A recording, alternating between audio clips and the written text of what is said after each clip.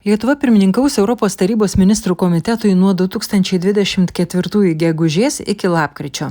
Ta proga gegužės 29-ąją Strasbūre istorinė akimirka. Lietuvos spalvomis papuošto tramvajaus inauguracija. Ši simbolinė ceremonija prasidėjo juostelės kirpimu. Tai vienu metu atliko 4 valstybių ir 4 institucijų atstovai. Europos tarybos generalinė sekretorė Marija Pejčinovič-Burič, Lietuvos ambasadorius prie Europos tarybos Andrius Krivas, Lichtenšteino ambasadorius Dominikas Vangeris ir Strasbūro merės pavaduotojas Pieras Ozenas. Lituanistinės Strasbūro mokyklos gandriukai mokiniai pasipuošę trispalvėmis taip pat dalyvavo ceremonijoje.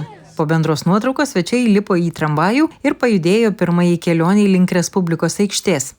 16 valandą Briuly aikštėje ant miesto rotušės vartų atidengtas Lietuvos pirmininkavimo ženklas. Tuomet sekė oficialios kalbos. Kalbėjo Strasbūro merė atstovaujantis Pieras Ozenas, Marija Pejčinovič-Burič, Andrius Krivas ir Dominikas Vangelis. Ceremoniją pratęsė baigusio pirmininkavimą Lichtenšteino vėliavos nuleidimas ir šalies himnas. Tuomet buvo pakelta naujosios Europos tarybos pirmininkės Lietuvos vėliava. Nuskambėjo Lietuvos himnas. Vėliavų ceremonijos pabaigoje Strasbūro konservatorijos pučiamųjų orkestras, vadovaujamas Viktoro Baily, atliko Europos himną. Galiausiai sekė šeimyninė fotografija prie vėliavų ir priėmimas didžiojoje salėje miesto rotušėje.